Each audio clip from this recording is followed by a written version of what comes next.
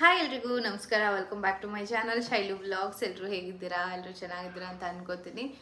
ಇವಾಗಲೇ 5:35 ಆಗಿದೆ ಅಂತ ಅನ್ಕೋತೀನಿ ಟೈಮು. ನನ್ನ ಫೇಸ್ ನೋಡ್ಬೋದು ನೀವು ಎಷ್ಟು ಟಯರ್ಡ್ ಅಲ್ಲ ಇದೆ ಅಂತ. ಹೊರಗಡೆ ಕೆಲಸ ಆಯಿತು, ಹೋಗಿ ಬಂದೆ.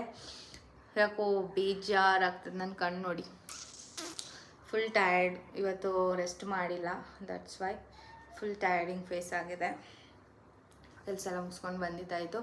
ಆ್ಯಂಡ್ ನಾನು ನಿಮ್ಮ ಜೊತೆ ಒಂದು ವಿಷಯ ಶೇರ್ ಮಾಡಬೇಕು. ನಾನು ಲಾಸ್ಟ್ ಸ್ಕ್ಯಾನ್ಗೆ ಹೋದಾಗಲೇ ಶೇರ್ ಮಾಡಿದ್ದೆ. ಏನು ಅಂತಂದರೆ, ನನಗೆ ಡಾಕ್ಟರ್ ಎಲ್ಲ ನಾರ್ಮಲ್ ಇದೆ, ಬಟ್ ನಿಮಗೆ ಬ್ಲಡ್ ಕಮ್ಮಿ ಆಗ್ತಾ ಇದೆ, ಚೆನ್ನಾಗಿ ತಿನ್ನಬೇಕು, ಬ್ಲಡ್ ಇನ್ಕ್ರೀಸ್ ಮಾಡ್ಕೋಬೇಕು, ಮತ್ತು ವಾಟರ್ ಎಲ್ಲ ಚೆನ್ನಾಗಿ ತೊಗೋಬೇಕು ಅಂತ ಹೇಳಿದರು. ಬಟ್ ನಾನು ವಾಟರ್ ಎಲ್ಲ ತೊಗೋತಾ ಇದ್ದೀನಿ, ಅದ್ರದ್ದೇನು ಪ್ರಾಬ್ಲಮ್ ಇಲ್ಲ. ಆದರೆ ನನ್ನ ಮಗಂದ್ರಲ್ಲಿ ಫಸ್ಟು ಪ್ರೆಗ್ನೆನ್ಸಿಲಿ ನನಗೆ ಯಾವುದೇ ರೀತಿ ಬ್ಲಡ್ ಕಮ್ಮಿ ಇದೆ ಆ ಥರ ಏನಿರಲಿಲ್ಲ. ಬಿಕಾಸ್ ಬ್ಲಡ್ ಜಾಸ್ತಿನೇ ಇತ್ತು, 12.9 ಸಮಥಿಂಗ್ ಇತ್ತು ನನಗೆ. ಇವಾಗ 10.7 ಲಾಸ್ಟ್ ಟೈಮ್ ಸ್ಕ್ಯಾನಲ್ಲಿ ಇದ್ದಿದ್ದು. ಬಟ್ ಹಂಗೆ ಕಮ್ಮಿ ಮಾಡ್ಕೋಬೇಡಿ, ಯಾಕಂದರೆ ಇವಾಗ ಬ್ಲಡ್ಡು ಮಗುಗೆ ಹೋಗ್ತಾ ಇರತ್ತೆ. ಹಾಗಾಗಿ ಚೆನ್ನಾಗಿ ತಿನ್ನಬೇಕು, ಫ್ರೂಟ್ಸು ಮತ್ತು ತರಕಾರಿಗಳು, ಸೊಪ್ಪು, ತರಕಾರಿ, ಅದು ಏನು ಬ್ಲಡ್ ಜಾಸ್ತಿ ಇನ್ಕ್ರೀಸ್ ಆಗೋಕ್ಕೆ ಏನೇನಾಗುತ್ತೋ ಎಲ್ಲ ಚೆನ್ನಾಗಿ ತಿನ್ನಬೇಕು ಅಂತ ಹೇಳಿದ್ದಾರೆ. ಬಟ್ ನನಗೆ ಫ್ರೂಟ್ಸ್ ಅಂದ್ರೇ ಆಗ್ತಾಯಿಲ್ಲ.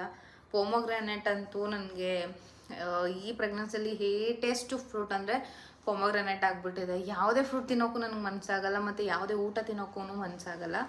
3 ಟೈಮು ತಿನ್ನಬೇಕಲ್ಲ ಊಟನ ಅಂತ ತಿಂತಾಯಿದ್ದೀನಿ. ಅದನ್ನು ಬಿಟ್ಟರೆ ಪ್ರೆಗ್ನೆನ್ಸಿ ಟೈಮು ಕ್ರೇವಿಂಗ್ಸು ಅದು ಇದು ಅಂತ ಎಂಥದ್ದು ಇಲ್ಲ.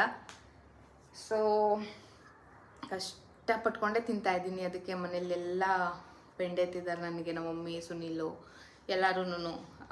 ಸೊ ಅದು ತಿನ್ಬೇಕಂತಲೇ ಅನಿಸಲ್ಲ. ಎಲ್ಲರೂ ತುಂಬ ಜನ ನನಗೆ ಹೇಳಿದರು, ಒಂದೊಂದು ಪ್ರೆಗ್ನೆನ್ಸಿಯಲ್ಲಿ ಹಂಗೆ ಅನಿಸುತ್ತೆ. ನಿಮಗೆ ಮಗುವಲ್ಲಿ ಫಸ್ಟ್ ಪ್ರೆಗ್ನೆನ್ಸಿಯಲ್ಲಿ ಚೆನ್ನಾಗಿ ತಿನ್ನಬೇಕು, ಅದು ತಿನ್ಬೇಕು, ಇದು ತಿನ್ಬೇಕು, ತಿಂತಾನೆ ಇರಬೇಕು ಅಂತ ಫೀಲ್ ಆಗ್ತಿರುತ್ತೆ. ಒಂದು ಪ್ರೆಗ್ನೆನ್ಸಿಯಲ್ಲಿ ಹಂಗೆ ಅನಿಸಲ್ಲ, ಬಟ್ ತಿನ್ನಬೇಕು ಅಂತ ಹೇಳ್ತೀರಾ. ನಾನು ಹಂಗೆ ಅಂದ್ಕೊಂಡು ಟ್ರೈ ಮಾಡ್ತಾಯಿದ್ದೀನಿ, ಬಟ್ ತಿನ್ನೋಕ್ಕೆ ಆಗಲ್ಲ. ಹಾಲು ಕುಡಿಬೇಕು ಅಂತ ಅನಿಸಲ್ಲ, ಫ್ರೂಟ್ಸ್ ತಿನ್ನಬೇಕು ಅಂತ ಅನಿಸಲ್ಲ. ಊಟ ಮಾಡಿದ್ರಾಯ್ತು, ಇವಾಗ ಮಾಡೋಣ ಅವಾಗ ಮಾಡೋಣ ಅಂದ್ಕೊಂಡು ಲೇಸಿಯಾಗಿ ಊಟ, ಬೆಳಗ್ಗೆ ತಿಂಡಿ ಮತ್ತು ನೈಟು ಎಲ್ಲನೂ ಮಾಡ್ತಾಯಿರ್ತೀನಿ. ಸೊ ಇದರಿಂದ ನನಗೆ ಭಯ ಆಗ್ತಿದೆ. ಇಲ್ಲ, ನಾನು ಇನ್ನೇನು ಇನ್ನು 1.5 ಮಂತ್ ಅಂತ ಅಂದ್ಕೊಳ್ಳಿ ನನ್ನ ಡೆಲಿವರಿ ಡೇಟ್. ಡಾಕ್ಟರ್ ಕೊಟ್ಟಿರೋ ಡೇಟ್ ಪ್ರಕಾರ ಇನ್ನು 1.5 ಮಂತ್ ಅಂತ ಅಂದ್ರೂ ಅಷ್ಟರಲ್ಲಿ ನಾನು ಬ್ಲಡ್ ಇನ್ಕ್ರೀಸ್ ಮಾಡಿಕೊಳ್ಳೇಬೇಕು ಅಟ್ ಎನಿ ಕಾಸ್ಟ್. ಬಟ್ ಏನು ಮಾಡಲಿ ಅಂತ ನನಗೆ ಗೊತ್ತಾಗ್ತಿಲ್ಲ. ನಿಮ್ಗೇನಾದರೂ ಗೊತ್ತಿದ್ದರೆ ದಯವಿಟ್ಟು ಕಾಮೆಂಟ್ ಸೆಕ್ಷನಲ್ಲಿ ಕಾಮೆಂಟ್ ಮಾಡಿ. ನನಗೆ ನಾನು ಫಾಲೋ ಮಾಡೋಕ್ಕೆ ಟ್ರೈ ಮಾಡ್ತಾಯಿದ್ದೀನಿ, ಟ್ರೈ ಮಾಡಬೇಕು ಇನ್ಮೇಲೆ. ಸೊ ಅದೇ ಇವಾಗ ದೊಡ್ಡ ಚಿಂತೆ ಆಗ್ತಾ ಇರೋದು ನನಗೆ, ಬೇರೆ ಏನೂ ಅಲ್ಲ. ಬಿಕಾಸ್ ಬುಜ್ಜಿದ್ರಲ್ಲಿ ಹಂಗೆ ಏನಾಗಿರಲಿಲ್ಲ, ಬರೀ ತಿಂತಾ ಇದ್ದೆ. ನೀವೇನಾದರೂ ನನ್ನ ಟಿಕ್ಟಾಕ್ ವೀಡಿಯೋಸ್ ನೋಡಿದ್ರಿ ಅಂದರೆ ಅವಾಗ ಖಂಡಿತವಾಗ್ಲೂ ಗೊತ್ತಿರುತ್ತೆ ನಾನು ಯಾವ ರೀತಿ ಇದ್ದೆ ಬುಜ್ಜಿ ಪ್ರೆಗ್ನೆನ್ಸಿ ಟೈಮಲ್ಲಿ ಅಂತ.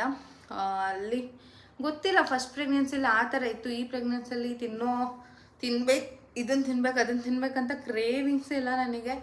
ಏನು ಡೆಲಿವರಿ ಟೈಮ್ ಕೂಡ ಬರ್ತಿದೆ, ಬಟ್ ನನಗೆ ಗೊತ್ತಾಗ್ತಿಲ್ಲ.